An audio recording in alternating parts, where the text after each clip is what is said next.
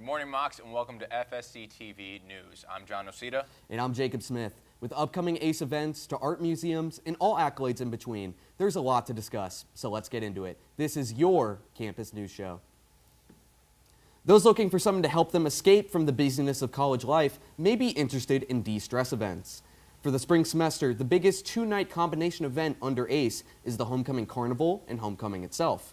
The Homecoming Carnival on February 14th will have various crafts and games for attendees to engage with.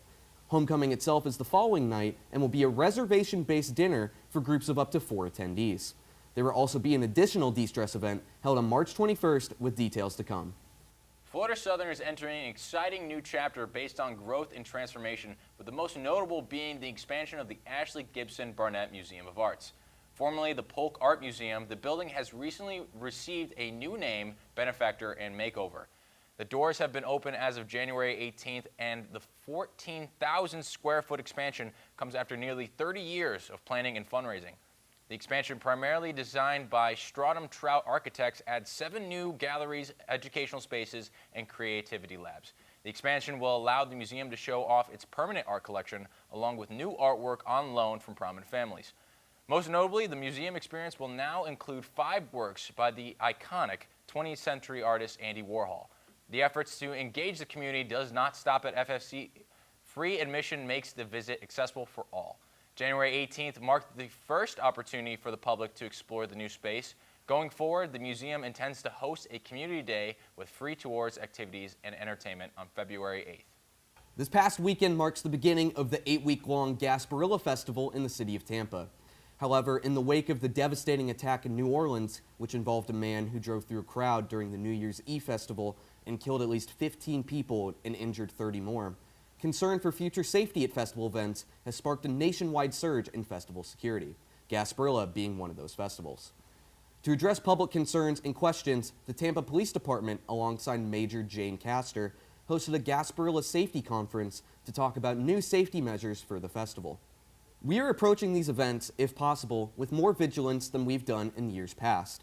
As our pirates pose a fun threat to our community, our #1 priority is ensuring that our events, especially our parades, are safe for you and for our entire community. There will be 20 law enforcement personnel and agencies from Tampa Bay, as well as agents from the TPD, helping with patrolling the area by road, horseback, and water. The FBI division in Tampa will also be assisting in securing the area. With Gasparilla set to host around 300,000 people, people can expect more rigorous security measures to be in place when they visit the Pirate Festival. After 14 hours in the dark, the U.S. regained access to TikTok. Despite a law banning the app, the video sharing app restored access to its users in the country on January 19th, after President Trump vowed on TruthSocial.com to issue an executive order on the day of his inauguration, delaying the ban. He has fulfilled his promise at his inauguration, signing an order instructing ByteDance to sell half of its ownership to the U.S. in 75 days. If the company fails to do so, the ban will allegedly follow through. His executive order prolongs a 7-year battle with TikTok's owners ByteDance, a Chinese technology company who acquired Musical.ly in 2017 to merge with TikTok. The app gained traction in the U.S. later that year, being the most downloaded app in 2018. ByteDance also owns CapCut and Lemonade. Since the U.S. officials have raised concerns over the app's threat to national security, resulting in multiple lawsuits and warnings to ban TikTok in 2020 and 2022. All attempts fell through until March of 2024, when the bill to ban TikTok or sell the app was passed by the House of Representatives. The Senate also agreed in April of 2024 and was unanimously upheld by the Supreme Court January 17th. Despite this, it remains illegal for Apple and Google to offer TikTok on their app stores. Users who have deleted the app since the ban may have to wait 75 days to re-download.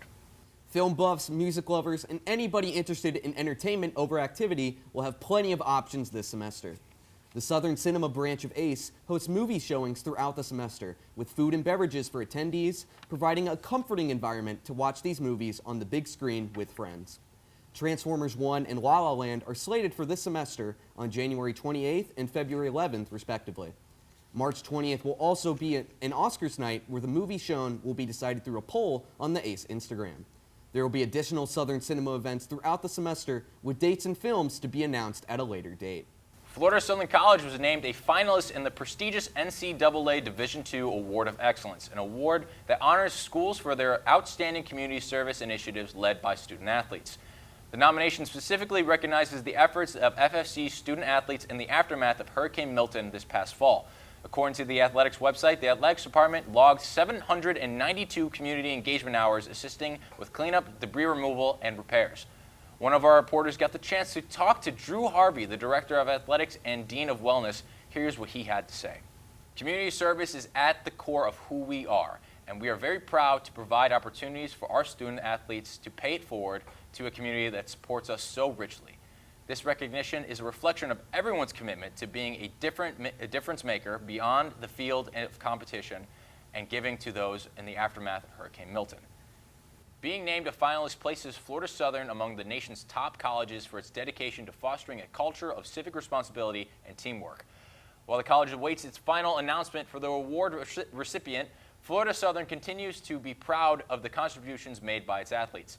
Regardless of the outcome, the department will continue to work towards bettering the community and standing as a powerful example of the difference community-based service can make in a team. Well, that's all for this edition of FSCTV News. Once again, I'm John Nocita. And I'm Jacob Smith. Thank you guys so much for tuning in, and we'll see you next time.